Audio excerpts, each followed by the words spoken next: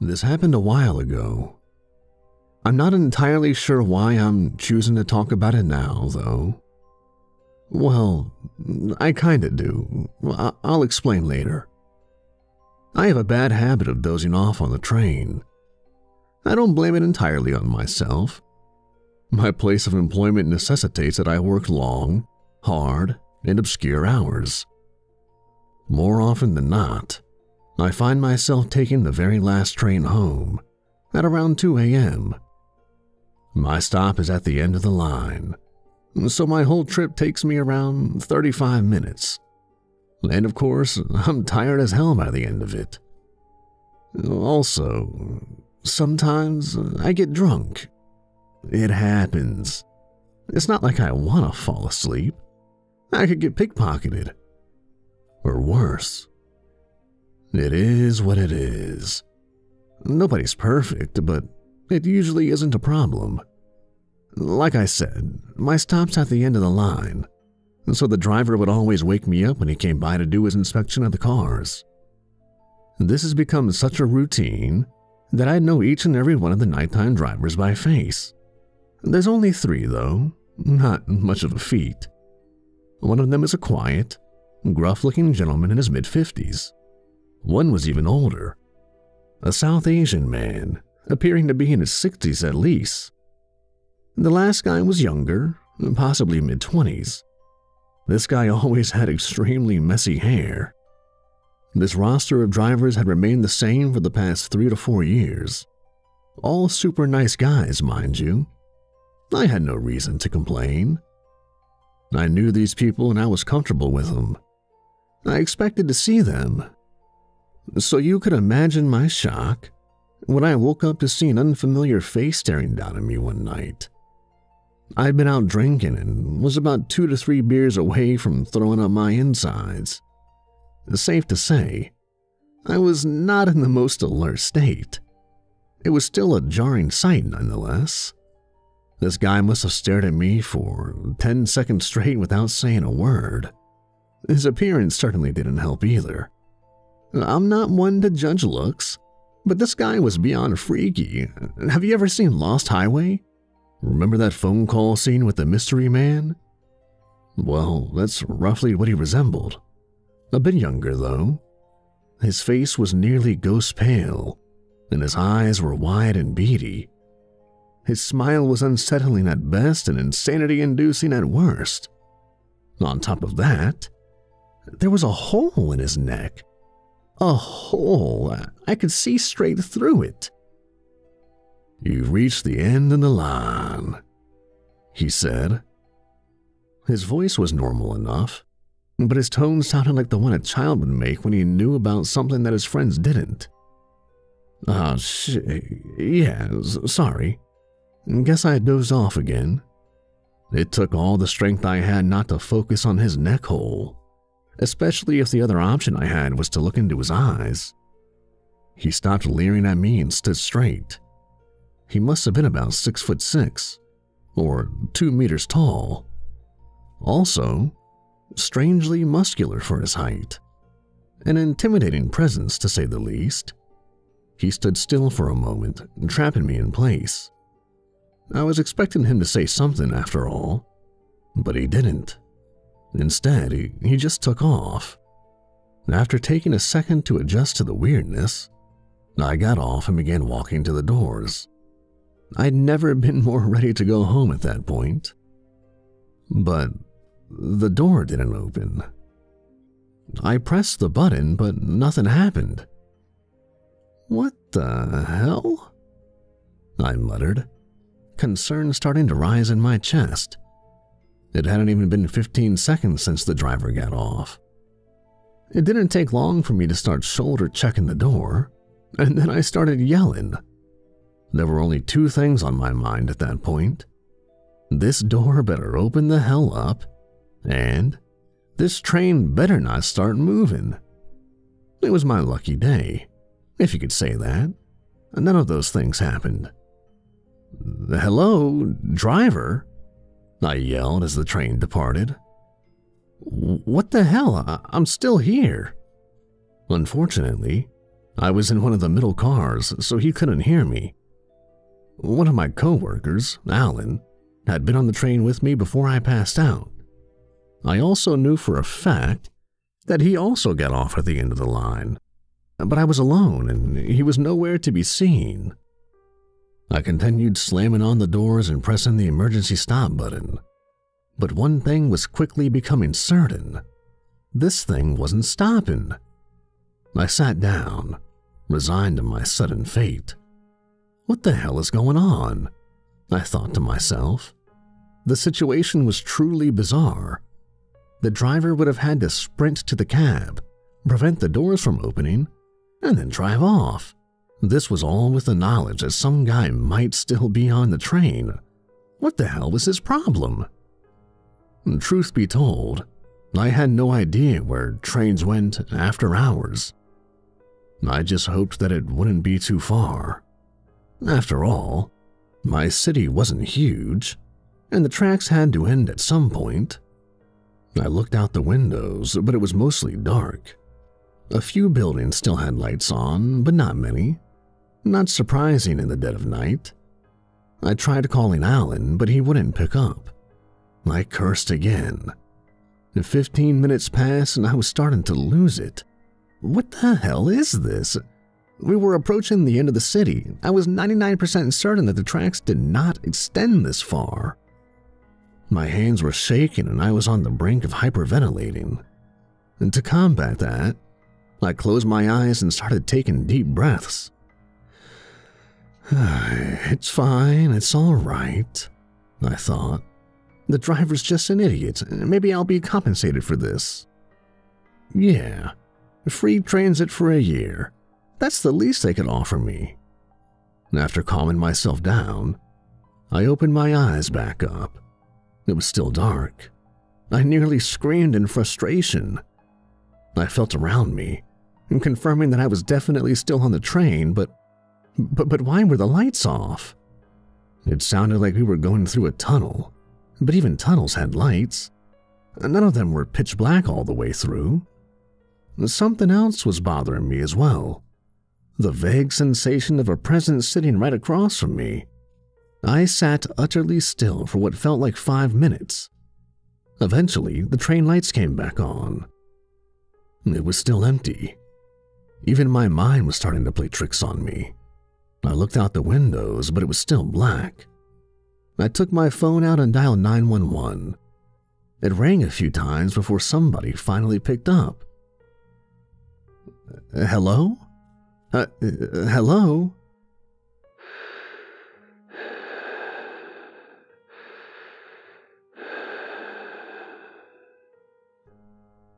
Nothing, just breathing on the other end. Can you say something? I screamed into the phone. Somebody finally responded, but it was a language I couldn't recognize. Not just one I didn't understand. I know what French sounds like even though I can't speak it, but I'd never heard this dialect before in my entire life. I could only describe it as serpent-like. The mere sound of it made my skin feel like something was slithering beneath it. I hung up and buried my face into my hands. This is not happening. This isn't happening. This isn't happening. I muttered to myself. I repeated this, hoping that it would cause me to wake up. It didn't really feel like a dream. Then again, we don't really know what dreams feel like, do we? Soon enough, the train came to a stop. I was glad, of course, but at the same time, I wasn't exactly excited to find out where the hell I was. I looked out the window. I think my heart nearly stopped. I didn't know what the hell I was supposed to be looking at. It almost resembled a desert, but a post-apocalyptic one. Everything was gray, including the sky. There were gigantic trees scattered throughout, along with massive vortex-like pits. Large, hunched figures wearing baggy, black robes also dragged themselves across the sand. I couldn't tell from so far, but it almost looked like they had beaks coming out of their faces. We've arrived. I jumped at the sudden outburst. I turned around, seeing the driver standing at the door, smiling at me. Where the hell am I? He angled his head and grinned even wider.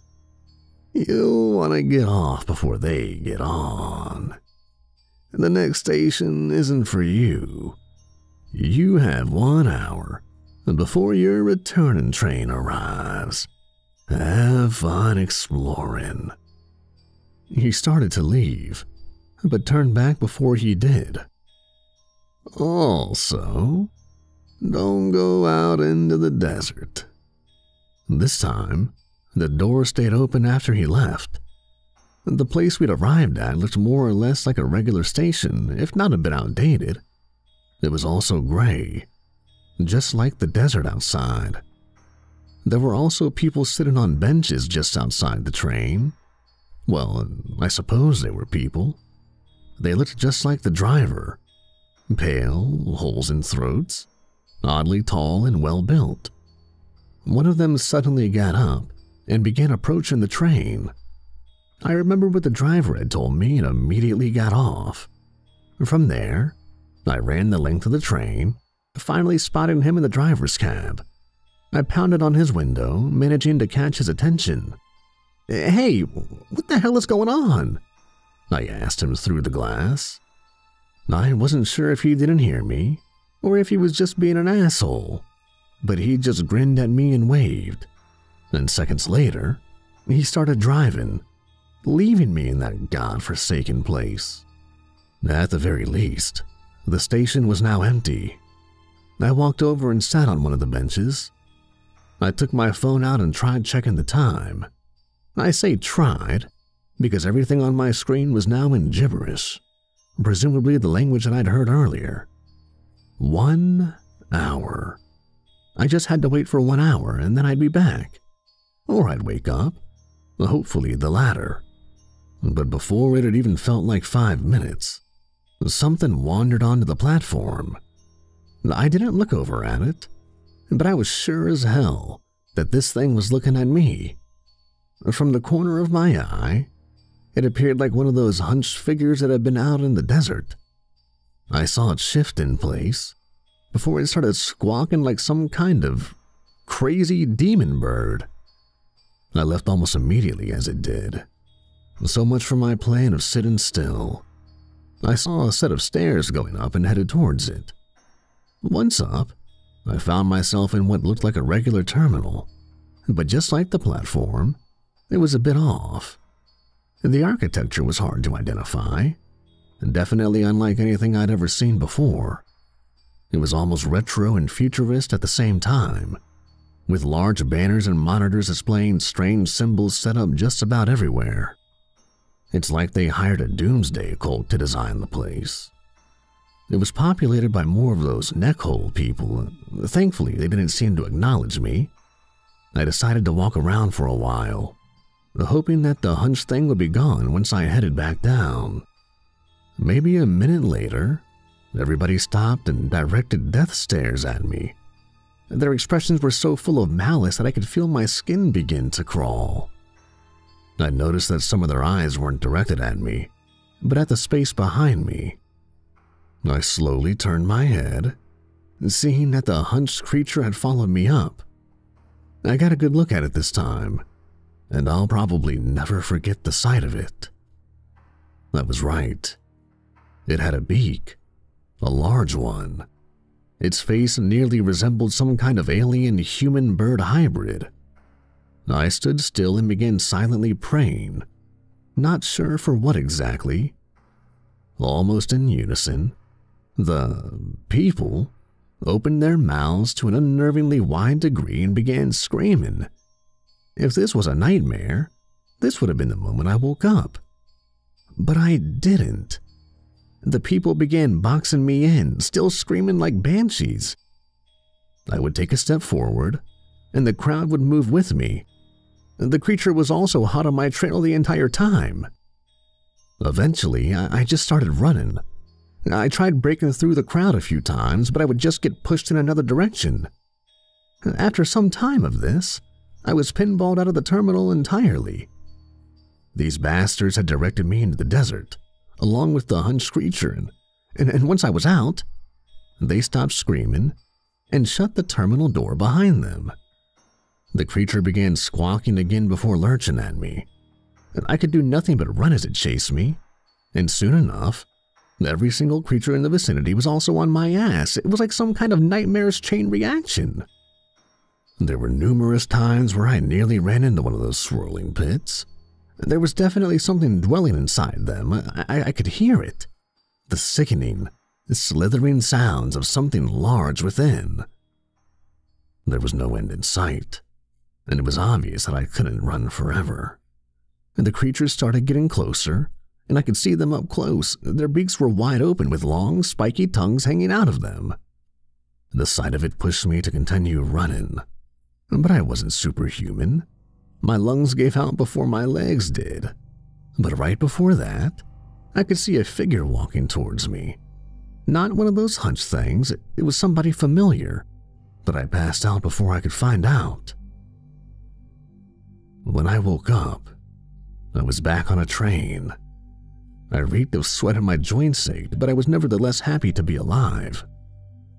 But what the hell happened? I thought. I told you not to go into the desert. I looked over, seeing the driver once again standing by the door. I didn't really have a choice. What the hell is wrong with this place? The driver raised an eyebrow at me. I thought you would have come better prepared. That's usually the case. Better prepared? I asked, and taken aback by the statement. What the hell are you talking about? I never planned on being here, whatever the hell this place is. This time, he was the one that looked confused. Is that so? Well, I doubt you would have found this place on accident. Maybe something else is going on. Once you're back in your world, I advise you to be careful. This is a dangerous game to play. Well, I better get going. Wait, why'd you save me? It's strange. I usually wouldn't bother with it, but you were different. Not cocky like the others. It was a breath of fresh air, and I appreciated it. He walked off the train, leaving me with about 1,000,000 questions. I didn't bother chasing after him. At that point, I didn't have the will or energy for it. I just sat tight, and soon enough, the train started moving. Just like they had on the way there, the lights went out again, but it wasn't a problem. Soon enough, the train arrived at the end of the line. The actual end of the line. I checked my phone. It was in English now, displaying 2:15 a.m. I couldn't understand how such little time had passed, but then again, I didn't understand a lot of things from that night. When I went into work the following Monday, I was still in a state of relative shock. I didn't want to believe what had happened, but it certainly wasn't a dream. Maybe my drink had spiked at the bar or something. Talk about a delayed reaction. But deep down, I knew that any kind of reasoning I could conjure up was just a cope. It was an inexplicable event. I just had to accept that and never fall asleep on the train again. I saw Alan at lunch that day. I was tempted to say something about what had happened, but opted not to. I didn't want to be that crazy guy at work after all. I'm totally sorry for dipping out on Saturday, man, he said to me. I had to get off at an earlier stop, and my sister lived downtown and she was just having some kind of emergency, like, geez, right? He chuckled. I just nodded. So anyways, anything interesting happen on the train? I didn't like his tone with that question. It was almost as if he already knew the answer and just wanted to hear me say it. Also, If I'd been asleep, then why the hell would he not have woken me up before he left? Something wasn't right. Nothing noteworthy, no. You know how boring the city is. His smile slowly faded. Oh, okay. Why do you ask? He shook his head. No reason. Just glad you made it home safe. That conversation shouldn't have been anything substantial, but given the circumstances, it made me wonder. I've been working from home for a few weeks now, so I haven't seen him since. But he sent me a text last night. Hey man, let's go out once this is all over. Go crazy. You down? I put my phone down and thought about what that driver had told me. I doubt that you found this place on accident. And now, I'm starting to think that I didn't.